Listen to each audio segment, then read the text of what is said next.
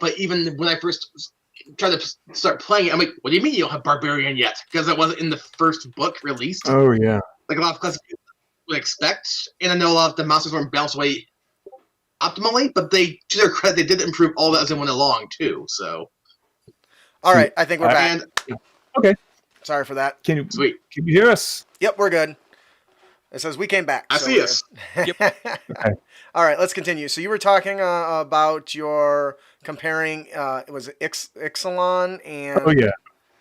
Tomb of Annihilation. Tomb of Annihilation. So I said, maybe there's like an overlap. I mean, I'm sure they use a lot of the same house artists for Magic cards that they do D&D. Right. Mm-hmm. So for my first little 48-hour challenge that I imposed upon myself, I just grabbed a pack of Magic cards, said these are parameters that something has to go here, here, here to represent these things. Busted the pack, shuffled them up, and I dealt them, assigned them to a certain spot, and next thing I knew, I had my cast of characters and settings, and away I went. Mm-hmm. Yeah. I understand that you have a pack of Magic the Gathering cards with you. Yes. So can we walk through that process? So I got me a pack of Guilds of Ravnica. And it might be. All right. Yep. Mm-hmm. Looks nice. So those of you that are joining us, you'll notice that there's a new image. There's an image on the right corner. As he's siphoning through these, I'm going to pull up the cards so we can look at them and look at them together. So It's that nice little. So you crackly mentioned, sound. yeah. Oh yeah, do that. Let's hear it. ASMR. Welcome to Crit Academy ASMR Magic. Oh, I love that sound. It's good stuff. Especially when you do it 36 times because you're busting up a whole box. There was one guy at when I went to a pre-release who just had scissors. He just like snipped the ends off and dumped them upside down. He was like during the time, because you have a time limit when you're doing those drafts and stuff. So he just like snip, and everyone's just he got so much more time because of it. I never thought to do it after myself. Yeah. I'd be afraid I'd nick the card. Yeah, right? Apparently he's a master. But anyway, so we got some good cards here. You mentioned that there's kind of some key components that go into that. So before we actually open up any of these, can you talk a little bit about the key components that we're looking for? Yeah. So when I first did it, I kind of drew on a little placemat with labels. I needed a setting, which is just where is this happening? I needed an antagonist, which is who is causing the mayhem. And it could be, you can a gradient scale pretty much of how devastating this antagonist is. Right. Because have you seen in some of the OPAs, the antagonists have been terrible ghosts who kill people or a possum costume person. Possum costume. I don't know where that card came. Yeah. The third one would be drama. So what is happening? The fourth one would be goal. What does someone want? And 5 and 6 are just NPCs.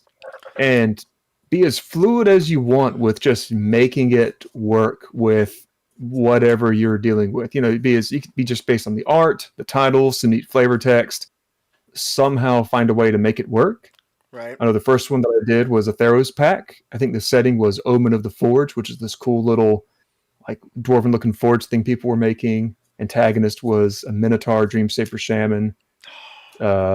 Drama was Agonizing Remorse. The goal was Plummet, Brine Giant NPC, and a Nyxborn Marauder NPC. Basically, it boiled down to I said, okay, my antagonist and an NPC are both Minotaurs. They're brother and sister. The Brine Giant is a Storm Giant that I had in the bottom of the layer. Mm-hmm. The gold Plummet had a dragon getting shot down with an arrow. So I said, hey, these Minotaurs killed a dragon, took over its lair that was at the Omen of the Forge. Drama was Agonizing Remorse. One of the Minotaurs kicked the other one out. And so the other one's trying to break back in and off about it. Yeah, and trying to get the magic thing in there, and the players come along, and who's all this? But the main thing again with this is just go, make it happen. Don't spend time on minutia. Can you get a product out in 48 hours? So I have busted the pack, shuffled these things. What I usually do is I'll draw it and then put it into one of the 6 slots that might work. Okay. And heck, we could even debate it as a group if we want to. Oh, we're going to. Yeah. Every single one of them. So what is it? Do you draw the cards randomly and then sit them down, or do you just draw one at a time? Well, we could live on the edge and draw one, assign it to one of the 6, and then that 6 thing is used up. That way, if we're at some weird thing at the very end, I mean, that is wild. I know. Do you want to do the wild? Are you comfortable with that? Let's go for it. I say let's do it. Why not? We've teased it. We can't just be teasers. We gotta go all in. All right. I mean, there's 4 of us. Surely we can make it work. Yeah, right. we can make something work. And there's chat. This. And Ian's got some cats back there. They'll. They have ideas. All right. Well, let's do now. Is the land still in there? Yeah. Maybe. I mean, if land pops up, who knows? Oh. The NPC is an island that it talks to. It's an island on the. Okay. Let's do it. What do we got? Okay, first one. We have a card that is called Urban Utopia. So that's what it looks like. Oh, And I think you have the perfect for gatherer. setting. So it is, for those who know Magic, colorless a green, enchant land. When it enters the battlefield, draw a card. Add 1 colorless mana to your mana, or add 1 mana of any color to your pool for what the land has. And it's a cool little picture of a beautiful, beautiful. Yeah, it looks really pretty. Yep, I got it. I got it pulled up for our team here. I like the little flavor text. Ravnica's diversity produces blossoms of opinions in a rich soil of perspectives. That's very cool. I'm very lucky that this turned out to be our setting. Yeah, I would agree. Does anybody have a problem with that? So the one thing that I really like is you take not only like the idea of the name or the type, but also you take inspiration from the pictures themselves, which is really, really cool. And I was realizing that when you mentioned the plummet, I was like, how is he going to fit plummet in it? Well, there's a dragon being shot out. I was like, that's clever. Because it's not really about the card at that case, but the artwork on the card. Oh, yeah, and just however you can make it work. Like, we could even take Urban Utopia and make this the drama if we wanted to. Like, what's happening, like, or the goal. Let's make the place better. Maybe we can fit it. So that's another thing we could go with. Make the goal be the Urban Utopia. Let's let this be our end game. I like maybe that. someone wants it. Yep. Now, Or so it could be something like it's a Urban Utopia on the surface. Now what happens behind the scenes is no matter all the color. Like Hot Fuzz. It's supposedly a perfect small town. All the grapes are good. It's funny. Yes, the grapes are good. I say let's set it as the setting for now. Okay. And maybe at the end, if we want to move things around, we can do that. Oh, that could be a little thing. Where at the very end, you're allowed to do one swap. Yeah. All right, so we'll set that down in the setting is Urban Utopia. I like this. I like where this is going. I love that artwork. It's so beautiful. It is. Let's see what's it. Tito I'll even type it in there real quick. Darkest. Okay. Awesome. So type it up there, I guess. What is the next one? Next card will be Prey Upon. Okay, this is a picture of a little pixie fairy sneaking through the woods with a creature about to snatch it up. Flavor text is light up the dark to find your way, and the dark may seek you out by Zalen the Gutter Bar. I think I wrote it's Prey Upon. Yeah, Prey. Looks about like this is what the picture because Prey Upon has several printings. Is that APON or it's UPON, right? UPON. Mm-hmm. Yeah, I think I got a different Prey Upon. Well, this has been made several times, I think. So the sorcery, target creature you control fights. Yes. The symbol, though, that if you're looking for this specific set, is this symbol here. The focus is probably going to be out. That symbol, the right Ravnica symbol. Okay, so let's go back and. You said I can filter by Ravnica, right? You can, yes. If you go to the former, this particular set is Guilds of Ravnica. So if you go to set filter, you just click on that to make it all pop out of. Okay, awesome. Okay, so what do we got here? What looks good about this? I feel like that lines up with what I was saying in a very snarky manner. It could be our drama. Something's going on. Yeah, I was gonna say someone's getting preyed upon. People are being picked up one by one. Who knows? There we go. Okay, yeah. So that's really cool. You got the flying pixie with like the golden light. That's pretty cool. And you've got what is that? A giant? What the hell is that in the background? A grubby spider. It's something Golgari, I'm sure. If it's Ravnica, Savra's up to some stuff. But yet it's about to have some lunch. So which for our adventure, which one of the key components are we putting this in? Thinking drama. I think that's Drama, what yeah. we're deciding on. So in the setting of the urban utopia, Mm-hmm. something is being preyed upon. Oh, yeah. Either hunted, maybe. True. Preying on the weak, maybe. Right, and this can also just evolve as we get all six out, and then of course when you're writing this, things change during the writing of it. Oh, Yeah, for sure. But so especially if this is a utopia, we want to make sure this is perfect, the great place. We can't Right, have yeah, people they're- getting eaten, Right. or Yeah, There is no war in Ba Sing Se. oh yeah, there you go. exactly. All right. Who knows? Maybe this is like all the guards finding all of the corruption or something. Who knows yet? Oh, you guys, you know Yeah. what? We definitely have some more room to grow yet. I got it. The city looks pristine on the top and is full of magical energy, but underneath, all of there's slaves and servants whose energy is sucked from them and powers the city. There you go. That's how we can work it. All right, we need more of this. We need more of this juicy stuff. What else you got for me? All right, card number 3 is Child of Night. It is just a 2/1 vampire with lifelink. So Child of Night is little nice. vampire lady. Maybe not as tall as the one in the new Resident Evil game. Probably not. She's like 11 foot. I love the flavor text on this. No Yes. guilds. That is her rule. The house vampires unnerve her. The combine, is that what it is? The combine would dissect her. The legion burn her. The conclave cure her. I like that. It's a cure her. Yeah, and cure the her. shadows of all the family she needs, or all the family she needs. This could easily Ooh. be our NPC, but this could also be an interesting antagonist. Yeah. Right. Could you elaborate on that?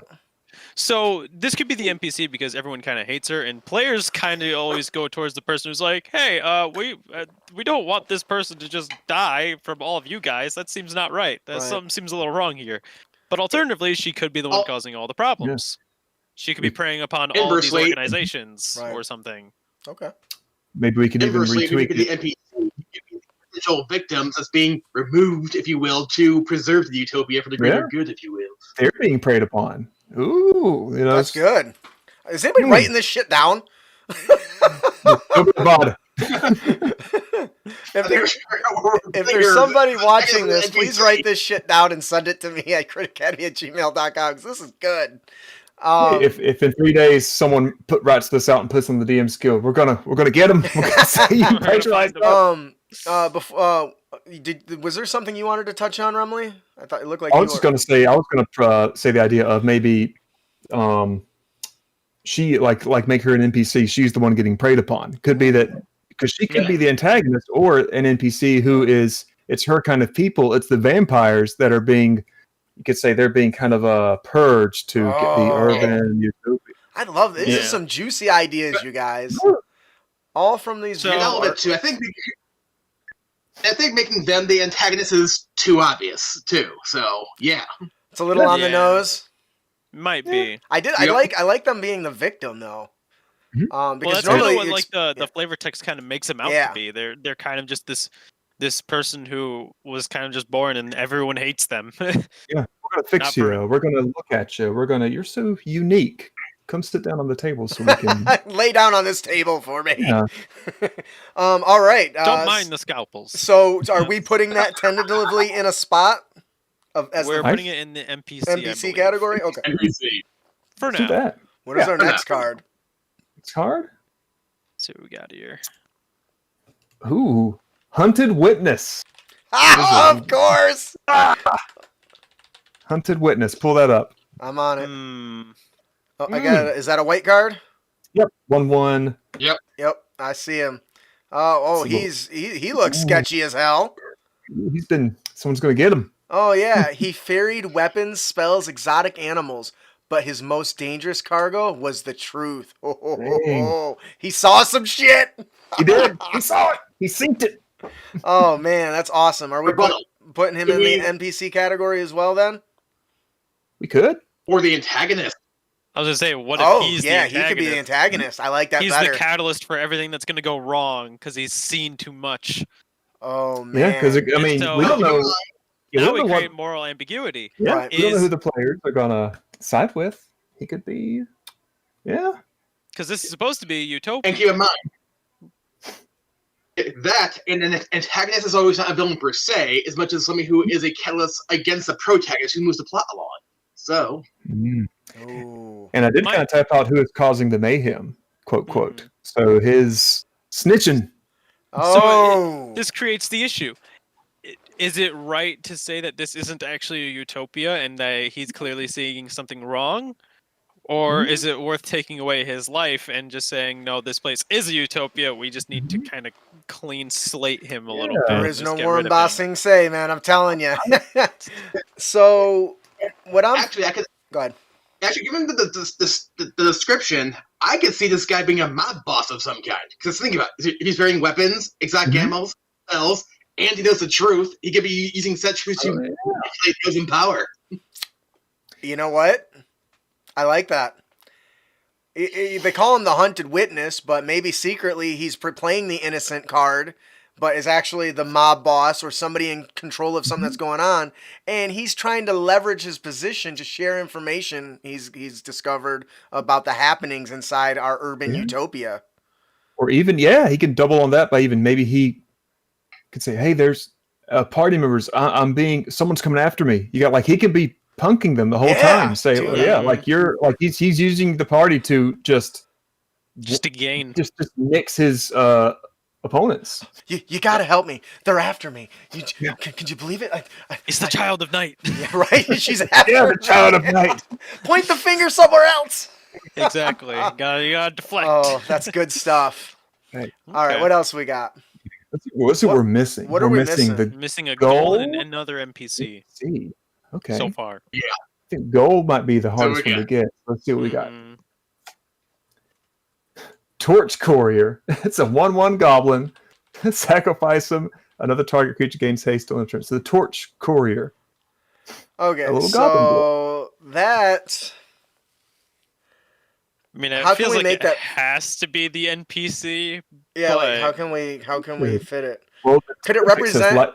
Go ahead. Torch and delivered this letter were his instructions, which he unfortunately reversed. So it could be some kind of goal, like get this from here to there. Yeah. Oh, I like that. Go see this goblin. He's got a piece of information. I need you to get it and deliver it.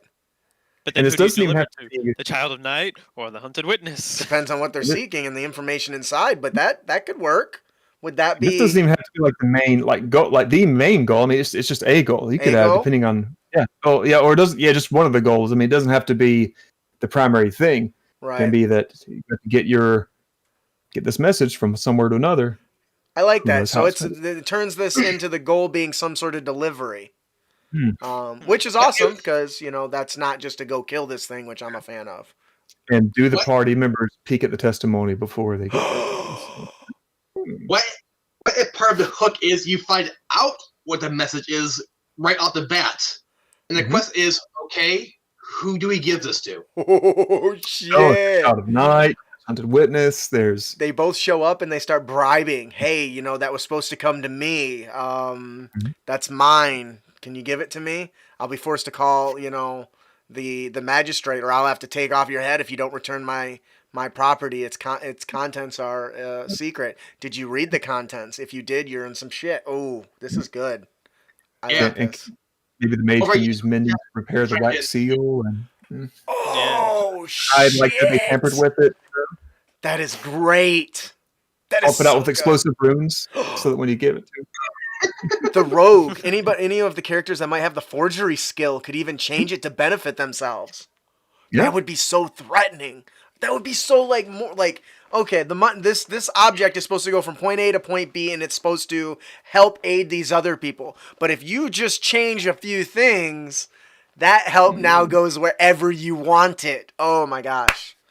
Could be to the Child of Night. Maybe she's even part of the Children of Night. That's like a group of a social let's we're tired of being discriminated. We're the Children of Night. We established our little group to very cool our acceptance. Valaxion. Before we get too deep. Yeah. Valaxion in the chat says The villain is invisible in the dark. The torch courier and the witness were together, but the torch courier was focused on delivering a letter and didn't see what the witness saw. Ooh. That's good. Come on, Angle. I like it. All right. So we got him. That is our goal is some sort of delivery, right? Of letter. Okay. We got one more. The NPC. The NPC, right? Yeah. It's Wants to gonna be be something Fucking like island or something. Hey, I'm Splash Rock, the island. Oh no. You seek the children of night. They live under my waves. I don't know. It's all That's pretty Yeah, good. It's so wild. it. It's called Disdainful Stroke. It's a blue spell. Disdained. But we can also go by the art. It's a fellow striking a scroll in half of a spell. This is a counter spell. The text is, laws apply only to those who lack the vision to see past them. Ooh, that's really cool. Is it just me or is this guy cutting up evidence? He is. That's why he's doing an hour urban utopia. He's Yeah. trying to hide some stuff. This is good. He wrote, "Ooh, oh, our main goal right now is to deliver a message. This guy's destroying a message or a scroll of some kind." So maybe he's trying to stop the characters from successfully delivering the Oh, yeah. message. All kinds of interlopers Ooh, that will get in the way. this is really good. Flavor text. Flavor text. The laws only apply to those who lack the vision to see past them, which seems to line up with a utopia for some reason. Yeah. Yeah. This really is really kinda- cool. Works out for us there. Like, what if this guy's the antagonist instead of the witness? Ooh, I mean- I like that. Yeah. So, I okay. mean, I think we can really go either way with that one. We made strong arguments both ways, but Right. I don't think we can go wrong either. So now we're gonna test. I think that's all of them, right? Yes, that's all set. So Yeah. now we're going to test Remley's adventure storytelling skills. Remley, would you like to Oh. put this into a quick, cohesive description of an adventure? Okay, so da-na-na, da-na-na. It's the urban utopia. Everything looks great. Everything looks fine. Except somewhere, da-na-na, da-na-na. No. Screen pipe. Something is happening to boss so-and-so as he's been found hurt and beat up and his stuff has been taken. The last one who saw it was Chumba the Goblin. Go find him. And at the same time, there's all these protests going on in town. The Children of Night. Got to watch out for them. They might be stirring up some trouble. Who knows? But this missive that the Hunted Witness has was something to... There was an establishment to rid the town of the Children of Night. And perhaps they are sending an agent of their own from Disdainful Stroke to intercept and get rid of this missive. You as players don't quite know what it is until you get there, maybe, but you will be hunted. You will most likely encounter protests and have to finagle yourself around the Children of Night. I like that. And you can tell that where their protests are by an obscene number of umbrellas because they're vampires and they need to keep the sun off of them. That's awesome. True. I love it. Quotes. So I have to say, this is by far one of the most fun processes I think I've ever been involved with when creating adventure. I don't know if it's because we're in a group or because I just love this feel of using these cards and these beautiful art pieces and names to kind of guide the design. It's a very also just a good way to do mental exercises. Mhm. So you can sit here and do this, and then the work of it would be to then make it happen. Right. And again, with the 48-hour time limit, that makes you get straight to the punch. I've done this twice. The first one it came out, I finished it with like an hour and 30 minutes left to spare. You don't have to work the full 48 hours. I mean, that's just God, don't step up. Well, sometimes if you stay up really late, it will make your mind go weird places, and you get strange plot lines. Second time I tried it, didn't quite work out. I used an M20 pack, but I spent way too much time on like an overland map. But then by the time I realized this map was not going to work whatsoever, it was like too late. So it kind of made me go, okay, I got to prioritize what I do. Don't spend all this time drawing that map. Do something simpler. That kind of reminds me in the same vein when we're back in college, my degree's in broadcasting. When we were doing a 40-hour film festival, we had a couple more scenes to shoot near the end. Mhm. But our main person we cast as our main actress said, "Screw this," and stopped showing up to everything. So we had to make do with what we had in the editing room. So, Ugh. Oh man. First of all, this has been awesome. It's really cool. I do have a question. What kind of challenges do you kind of run in with this process, and how do you overcome them? Or, well, you might have just touched on that, I think. Well, sometimes maybe I would say that your more abstract things like goal or drama could be the hardest ones. So like if you're stuck at the end, the last thing you want to draw in this method is maybe NPC or antagonist or something like that. Right. Because usually you can find a picture of there's either a person on it or not. For example, if we had to put Prey Upon into NPC, we could have made it be this little fairy person. Right. She's Urban Utopia. Yeah, Urban Utopia, it could have been just the people themselves. Could have been. I find it's a little easier to bend a card that is more abstract to an NPC than reverse. Although you could possibly take any of these and say they are the goal. The Child of Night, based on that flavor text, wants to be accepted, wants to be seen as normal, like all vampires. Prey Upon could have also been a goal. Maybe you have to go get something. Maybe Get somebody. Yeah, you got to go snatch something up for someone. Urban Utopia. That's the end game. We got to make this all good. Hunted Witness. That's your goal. Get them. So there are all kinds of ways to finagle this around, and sometimes you can just take something and just mitigate its presence in the adventure. It could be even that torch courier could be one of 6 things on a chart to advance your plot adventure. Yeah. Because you're not really writing a story, you're writing an adventure that can go all kinds of ways based on the players. Right. Or there could be more than one torch courier. Yeah. Could be a fox. Tons of them. Fox carrier. Like they send out 3, but only one's carrying the actual piece of information. Oh yeah. We might need to prevent the delivery of said messages because it might cause more problems than. Okay. Right. There's so many ways. Alrighty, so we're getting close to the end of the main topic here. I do have one more, 2 things technically. We're gonna do them a little out of order here. Before we close out the main topic, do you want to give our listeners and audience a little taste of something you might be working on or coming up that they can look forward to from your content? Okay. I have been tinkering around with getting my own little independent publishing house for OSR content, which just like everybody else who does OSR RPGs does. I'm just kind of waiting on time. For those that don't know, what is OSR? Oh, it is the old school revival. So it is first edition style D&D. So I've mostly found that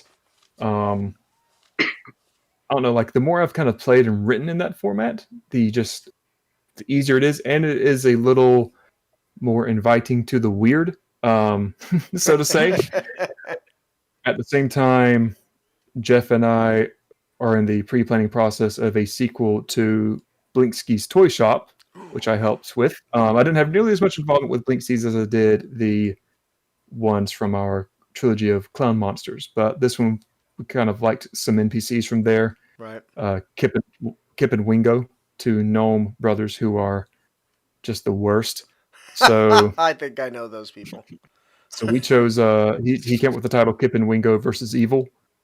And if you're familiar with the spoof of that title, then I'll let you run with speculations on that. Right. Tucker and Dale. All right. I think that'll do it for our main topic. Before we turn on to our Unearthed tips and tricks, do you want to give yourself a plug for some of your content, where people can find you and your content and something you want to promote specifically? Yeah.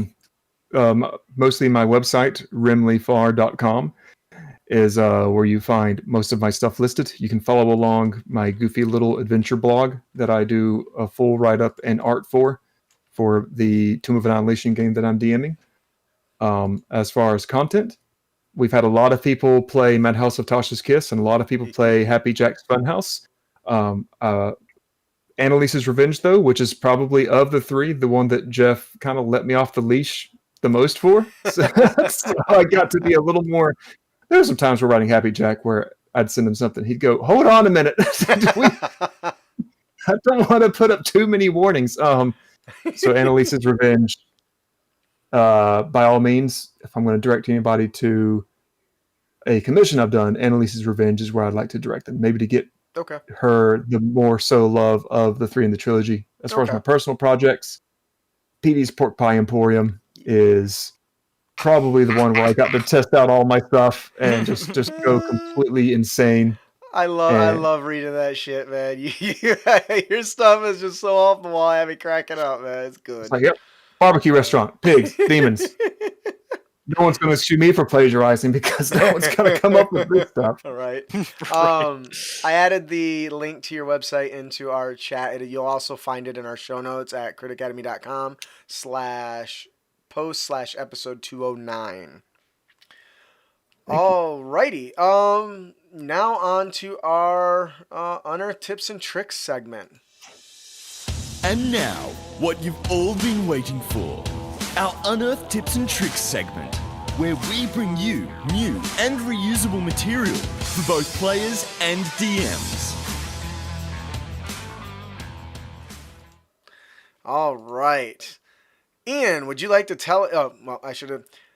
Ian, would you like to tell us about our character concept today? Today, our character concept is the Undead Gladiator. They say you can't squeeze blood out of empty pockets. I'm proof you can wring out some blood. That is an ugly thing. Owing anyone anything can come back to bite you, even if you come by the debt honestly. An Undead Gladiator is one who makes amends, working to pay off obligation, or keeping an extortionist at bay. Some might fight to remove a stain on their reputation, or to earn enough coin to free loved ones from captivity. Depending on their circumstances, the gladiator might be reckless, having little left to live for, or careful with everything to lose. Indebtedness rarely lasts forever, though, unless you make another unwise bargain, or you owe someone dishonest who just doesn't want to lose a good gladiator.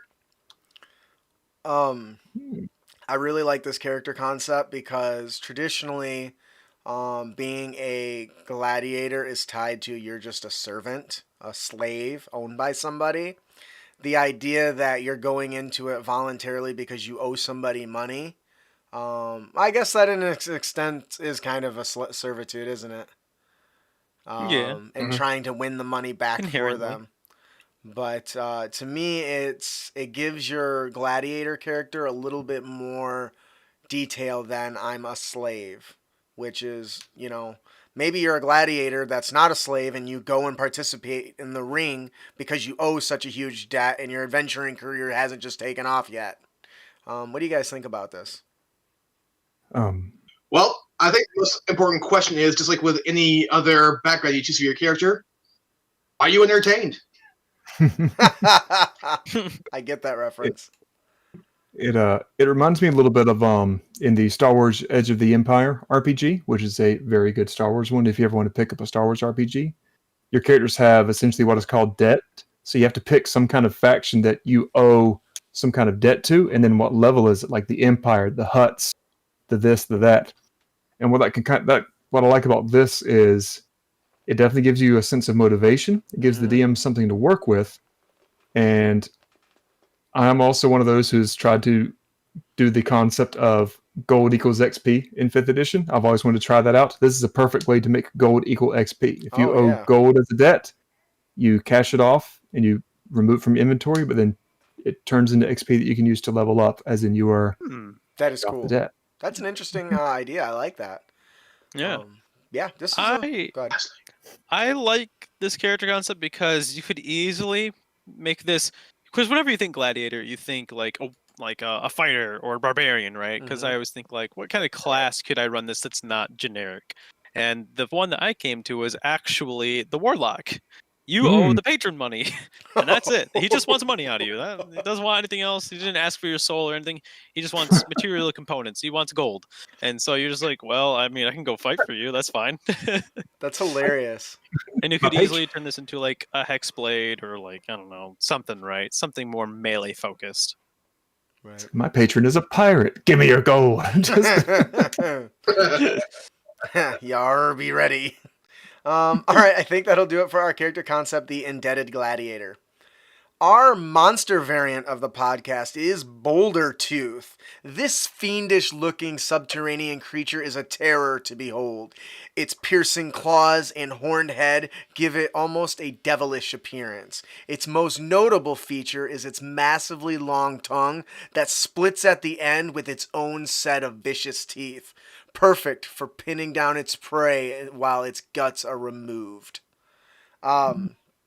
So I really like this monster variant. We are going to start Boulder Tooth with the origin of the Hydra, but we're going to remove the multiple heads, the reactive heads, and the wakeful heads because it only has one head, so it wouldn't have any of those powers. But also because its multiple heads allows it to attack, we have to make a few adjustments on the attack front to make sure that it gets the extra attacks and stuff that it would need. So first thing we're going to do is we're going to give it Tremor Sense and Burrow. We want this thing popping up out of the ground like a high-level bulette that's just going to not jump on people, but like these tongues, not like I've watched Graboids or anything, come up out of the ground, wrap around somebody's foot, and suck them under. Terrible, terrible experience, by the way. All right, guys, you on your way. Jim, you ready? Jim? Everybody seen Jim? So the first thing call Kevin Bacon, right? Yeah, it totally. I don't know who did the artwork for this this monster that I designed this after, but it totally looked like a graboid with feet. So the bite attack is going to do have a 15-foot reach because it's going to use its long mouth tongue, I guess, and deals 1d10 plus 5 damage. If the target is large or smaller, it is grappled with an escape DC of 13. That's not right. That should be higher than that. We're going to push that to 15. Until this grapple ends, the Boulder Tooth can only bite the creature that it's grappled, but it has advantage to do so. It also has claws that have a +8 to attack that are also 1d10 plus 5 slashing damage, and the target hit must make a successful strength saving throw of 15 or be knocked prone. So not only does this guy grapple you like a boss, he'll knock you to the pavement.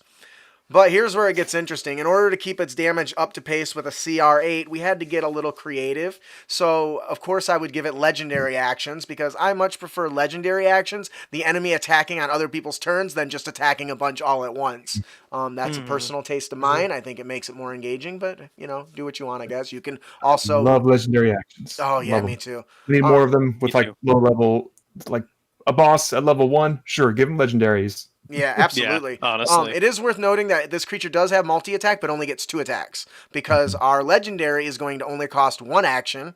For some reason, I felt the need to actually write that in there. That's strange. The Boulder Tooth makes 1 attack with its bite or claw. Burrowing Retreat. Now, this is my favorite part. The Boulder Tooth uses its disengage and moves up to 20 feet. That includes burrowing. Jump out, attack somebody, grab them. Oh, you attack me? Too bad. I'm going to take your buddy into the pits. So that's really exciting because that instantly gives it things like cover and shit and is terrifying. And of course, this is a monstrous creature. We want to give it something terrifying. We're going to give it Unsettling Roar. Creatures within 30 feet of the Boulder Tooth must succeed a DC 15 Wisdom saving throw or must subtract a 1d4 from their next attack roll or saving throw. Remley, what do you think about this? See, I'm mean, and I will make it use Unsettling Roar while it's underground. So to roar, then bust up, snatch somebody, maybe burrow back down, roar again, to just make it where, hey, you're not going to do too well in these saving throws. Oh, nice. I love it. If you're dragged underground and you can't burrow, you're stuck. Yeah. I also like how this doesn't give the frightened condition. Yes. Which I know paladins, if there's even just one on the team, they will just be like, "Nah, we're not scared of you." But this will mean they are going to be scared of you, and I like this because it's scared in a different way, where they Yeah. kind of have the Bane effect almost, which is really cool. And that was really part of it. Is I didn't want to combine something that already burrows and grapples and drags people away with an effect that will send all the players in the other direction. So I was like, I'm gonna put something else, some other debuff on there. I definitely agree with you on sometimes fear in D&D. It's almost where frightened. It's like just remove it as a condition altogether. If it's that terrifying, the players will run. They'll just run automatically. Oh, for sure. Your players run. Yeah. Well, yeah, I guess. I mean, They have the option on my table. Particular case, and we very seldom have ran from things that we should have ran, but we decided not today. Right. But just I remember the bar you're talking about. I remember the giant flesh beehive we ran into, and for some reason we thought, yeah, we'll be okay. We'll just run in there and try and save everybody. Yeah, that was a stupid idea. Beehive, got flesh honey. Let's get something to eat. It almost worked out. I mean, it did work out. None of us died. Well, kind of. One of us kind of should have died, but didn't. Hooray for that. Bowsette says my characters never run. That probably means they die sometimes. So I think that'll do it for this monster. It's another one of my. I love making monsters. If you like the sounds of this and you want to check it out, there will be a full one-page write-up with backstory, lore, and lore that's set up that you can feed to your characters based on skill checks. You can head on over to criticenemy.com/Patreon. Every week I publish these, and they look really nice. Very professional manner, all that jazz. So check it out. Legit. But for the next thing, the encounter of the podcast is necromantic mists. The characters are approached by a devastated town's survivors. A priest, perhaps, or local elder begs them to ensure that this effect does not repeat itself here or any other town. The survivor describes a thick black mist that swallowed the entire town. Those that didn't manage to escape are swallowed up, but by the choking mist. Yes. After a few minutes of convulsing and trembling, they fell to the ground dead, only to raise a few minutes later as mindless zombies. He even offers to seek support from the churches in the nearest major community, a few days distant, in this case, in raising a reward for them to do so.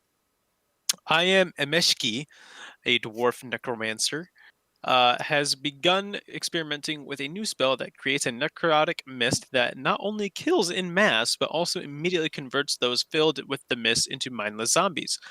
The loss of control of the mist proves the spell hasn't been perfected yet. The characters must deal with this threat before he masters his spell and forms a powerful undead army at his command. Now, I'm going to say this immediately. That should totally be a spell that the characters can eventually learn, because that would be amazing. Just mass chaos everywhere. You know, when I was... Of course, on maybe a smaller scale, but... Right, when I was putting that together, it came from... I'm reading... I'm going through again. Anybody that listens to the show knows I love Brandon Sanderson. I'm reading Mistborn again, and I was like, man...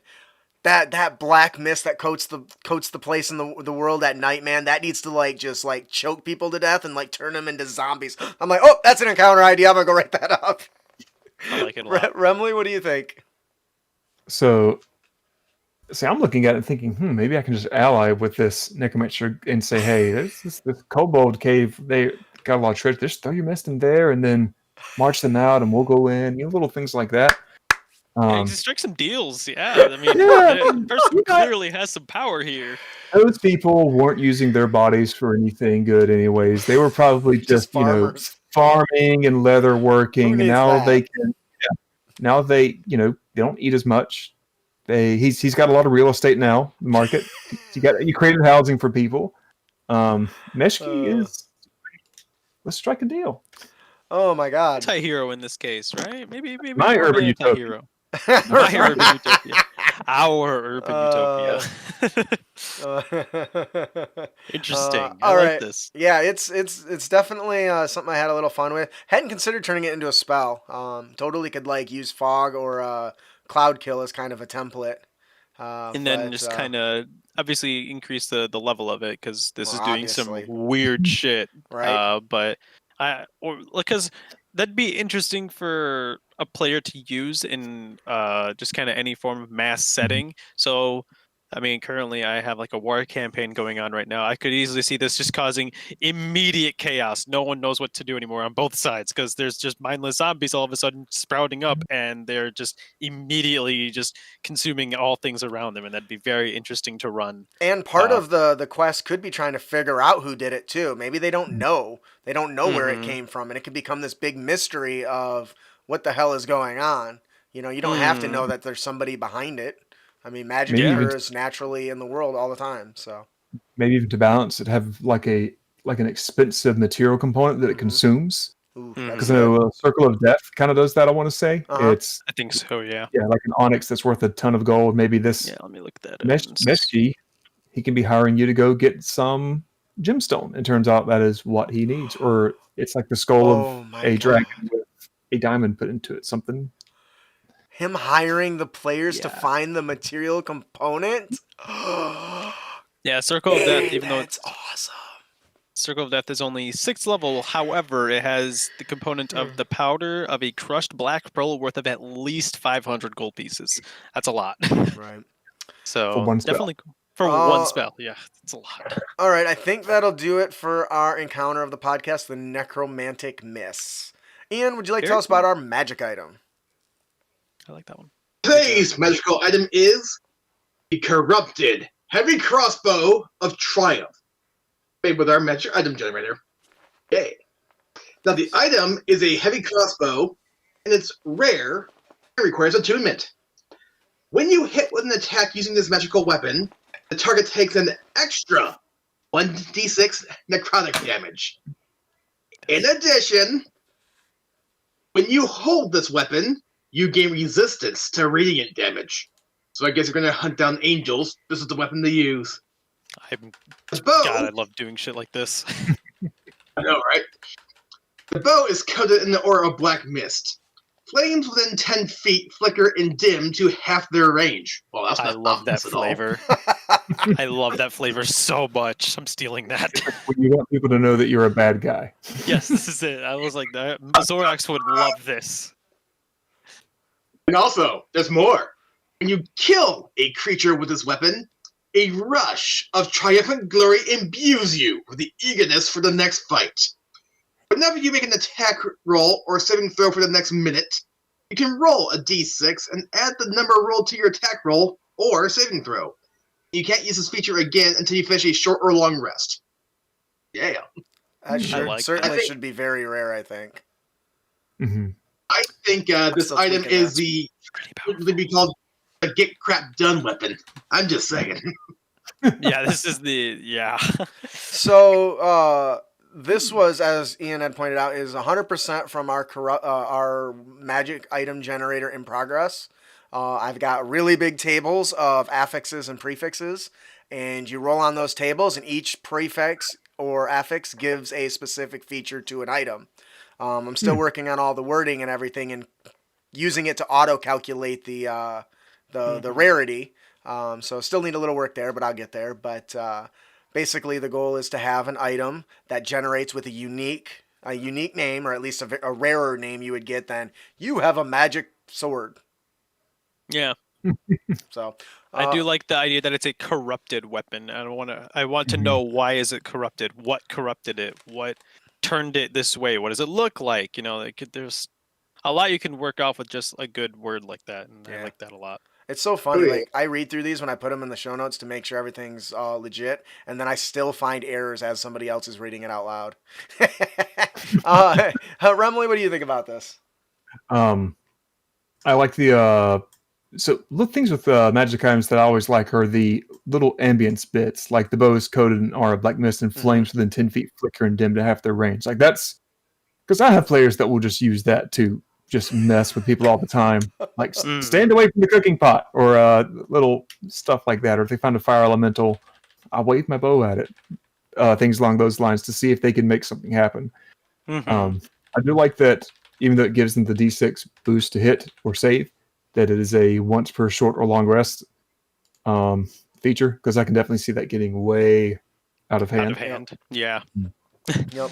And this does still need some word verbiage adjustments. Like, this is specifically only supposed to be available like for a very short period of time. Maybe a short rest is too generous, but it isn't something that should be used often for the triumph thing. But it doesn't necessarily apply to the other things. So only occasionally you get this extra boost. Otherwise, it only does this other stuff. Actually, I don't mind the just a very short or long rest thing because A, it only comes in late after you kill something. It's true. And B, it's very rare, and one thing I noticed too is it does not have a +2 attack or damage by default other than the 1d6. So I see the like 3. Roll a d6. So and that's usually a pretty big thing when it comes to these kinds of weapons. Is usually they have like a plus modifier, and this one doesn't. It theoretically already has a +3 to damage because of how the necrotic damage die roll will. So it's kind of not that much more different than like a Holy Avenger, and I've got a player right now in my game who's got a Holy Avenger. I also like the resistance to radiant damage as well. To kind of give it that like. It is this very shadowy weapon, so I don't know. It is cool, and this is crazy that it kind of came from just a magic item generator because that's not something I would normally think of. Yeah. And of course, it doesn't have to be a crossbow either. It could be anything. Well, yeah, that just happened to be what I rolled. I think. I think in the same vein too. If you're fighting something that deals radiant damage, you've done goofed in some way, shape, or form. Yeah, typically, typically you've done some bad if you're fighting something with radiant damage. All right. So, okay. I also like how the names come out. That was the big part of it. Is I wanted these really cool names. So it sounds awesome. I think. I think so. It reminds me of like old school like RPG, like dungeon Diablo? loot stuff. Yeah, like Diablo. Like exactly like Diablo. Yeah, exactly like Diablo. There's a reason why it still works. Right. Yep. All right, that'll do it for our magic item, the Corrupted Heavy Crossbow of Triumph. If you like this magic item, you can head on over to critacademy.com. Under our store, we have a free loot section. There is a small sample of the magic item generator. It's not super refined yet, but it's a work in progress. So maybe pick it up and check it out. Give it a couple tries and let me know what you like. Give me some feedback. I always welcome it. It's the only way to improve. Remley, would you like to tell us about our Dungeon Master tip today? Okay, we have our Dungeon Master tip is Vampire Clans. Vampires sometimes form extended alliances that include several vampires, who are sometimes related by blood. They call these families clans. Such clans develop networks of servants, mortal and otherwise. This makes them perfect for the aristocracy as nobles build their life around making connections and forming alliances. Clan vampires especially prize Dhampir servants, whom they exalt as being favored over normal mortals. The Dhampirs are afforded special privileges in vampire society, and they are given names honoring ancient or legendary vampires. Go ahead. As a huge fan of What We Do in the Shadows, let's make them.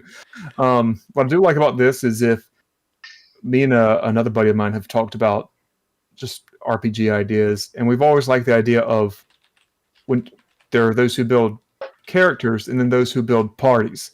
This is a good example of people building a party. And also an interesting idea of, I kind of tell people, don't let like race and class make your character different from the others. Let's do one where everyone's a vampire. Let's do one where everyone's a dwarf.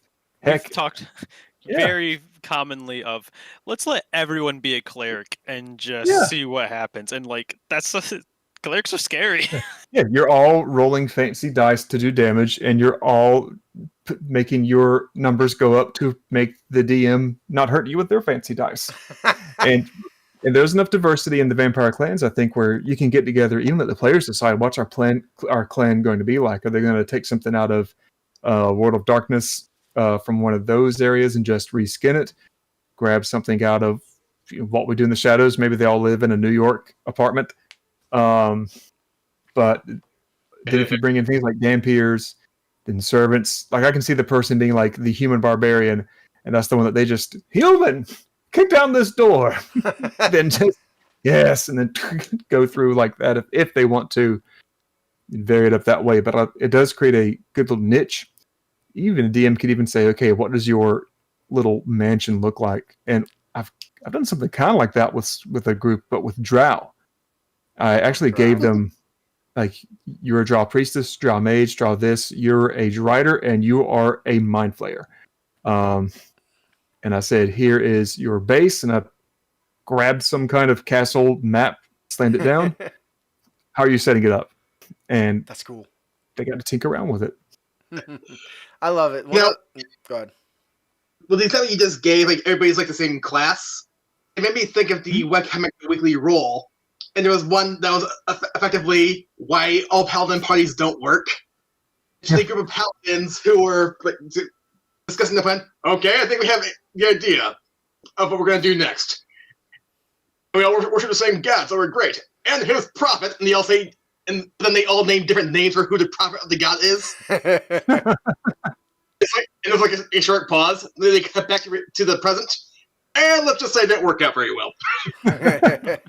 Sir McNasty's over there with the weird-looking crossbow that makes the candles go down. I don't think we want him in our order anymore. He says he's getting some regents for a dwarf dude who wants to create some kind of gas. I don't know if it's I don't know if he's really the one anymore, guys. I'm really confused. Oh, you totally could tweak that mist to turn stuff into vampires. Oh yeah, or that's what the vampires use to get their thralls. Like, that's even cooler. I love it. Yeah, the big thing about this is every time I think about nobles in the aristocracy, I always think these should all be vampires, or at least a working group of vampires, because nobles are already obnoxious, but they have so much information, and they're such a great source for political intrigue.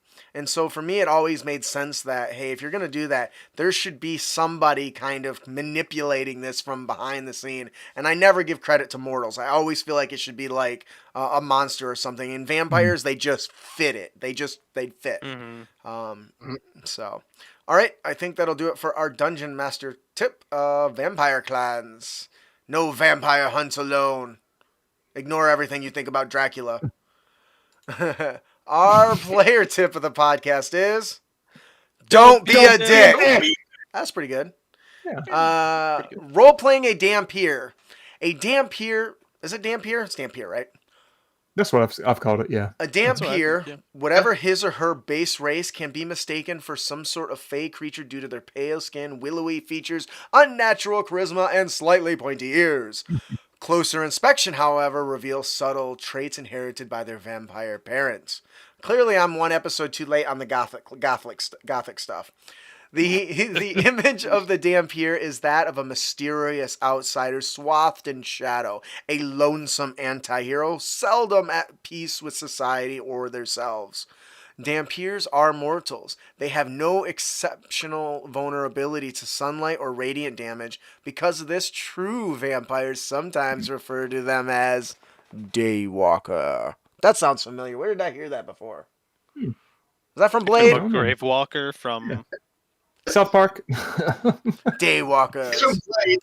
Although I do have to say, I thought it was hilarious though in What We Do in the Shadows when Wesley Snipes had a guest star appearance briefly in one episode. Oh yeah. Like a Skype call. It was a Skype call. Yeah. So is Blade a Dampier? Yes. Yeah. Because he was. I think their source was his mother was giving birth to him and then was bitten, and so it kind of passed the vampire bloodline onto him, but not as much. So that is why he is a Daywalker. Why he can do all this cool stuff. He is yeah. Eat garlic. Although his origins changed so many times, like so many comic book characters, who knows anymore? A Dampier raised among accepting or merely unknowing people could have a normal childhood. Another might face severe prejudice, while yet another might be raised to believe in his or her natural superiority. As one might be expected, Dampiers, aware of their true heritage, sometimes develop a morbid fascination with death, shadow, and undead. This leads to quirks other living mortals find disconcerting, including blood drinking, macabre fashion sense, gallows humor. Ah, don't lose your head! Extreme bloodlust and other dark behaviors. I think a Dampier would make a great barbarian. Oh yeah. I think it'd make a great barbarian. Yeah. Weird part is me being me. I kept thinking about the Blood Angels from Warhammer 40k. Because of course I did. I have not Yeah. played. What do you guys think about Remley? What do you think about this character, this player tip? I like it, especially one of my guys in the Tomb of Annihilation campaign. He wanted to play a Dampier, but it was before the Dampier rules came out. Instead, I found out that there actually were vampire race rules already out for 5e. So nice. From the they did that like Magic the Gathering like planar shift thing where they had like a little 50 page, and I grabbed the vampire race from Ixalan and said use this instead. I like this idea of, for one, it lets people play these more monstery sort of characters, but then gives you a reason as to why this monstery character can live in a more traditional type of world. Right. Because things like, I think that's where like your half orcs, half dragons, things like that come into play. Right. Being, half of what the quote unquote monster is helps them blend in, and it also creates a bit of drama. If you have a parent who is, as many mortal peasants in this time would see, as a monstrous, blood-sucking, vicious individual, well, that tends to that little stamp follows you as well. So maybe they're talking with your teeth hidden like this all the time. I don't know. I love it. That's really funny. Yeah. I think that'll do it for our role-playing tip. Don't be a dick, and you can avoid dickitude by role-playing your Dampier. Just to be sure, I'm not telling you exactly how. I'm just giving you ideas. Over here, we're very open to whatever Dampier way you want to play your Dampier. I don't know, maybe you're a druid Dampier and you're just kind of living in the forest eating squirrels all day. Yeah. Come to me, squirrel. They drink the syrup from the trees. Oh yeah, they just put their teeth on the side of the trunk and it was like That's funny. It's eating bark and shit. All right, before we close, it's got fever teeth. That makes a vegan vampire obsessed with maple syrup. Just saying. I think that'll do it for our show today. Before we close out here, we have another wonderful gift to give away. Remley, would you like to tell everyone about our giveaway today? Yeah, this is one of mine. It's Petey's Pork Pie Emporium. Try to say that 5 times fast. The basic hook is that Lady Felice is missing, but rumors abound that she was last seen working as a server at Petey's Pork Pie Emporium, a local home-style barbecue restaurant. But wait, she's moved up to corporate. Where is that? And why do all the employees seem so oblivious to her disappearance? So if you just want to have a good old-fashioned adventure through a home-style barbecue restaurant with corporate jokes, blood, money, and pigs. It's so funny. Like, all your adventures are part of your, how do you say that word? Your magazine. Dweirgus. I found out Dweirgus, I came up with the Dweirgus thing. It was during one of those dang hurricanes that I live in Southeast Georgia. So the hurricanes, they used to come like, really, they just show up sometimes. And I was drawing something, just doodling something on the table, and it was kind of creepy looking, as it ends up usually most of the time. And I said, this looks like some kind of eldritch god. I found out there's an old D&D Forgotten Realms entity called Dweirgus, who ran the flesh forges of the Plains of the Abyss and would make demons. Like, he was the manufacturing. So I took that, slapped on like a construction foreman style aspect, and said, okay, these pig things, I'm going to tie them into his universe. And he has... Well, I'll leave it at pig things. You made D&D Willy Wonka's Chocolate Factory. I did make it. Oh my That's god! So Willy who? Wonka's barbecue sauce joint. It's so awesome. Like I said, I love your stuff. It cracks me up every time. Who is our winner today, Remley? Our winner is DJ_Flashpoint.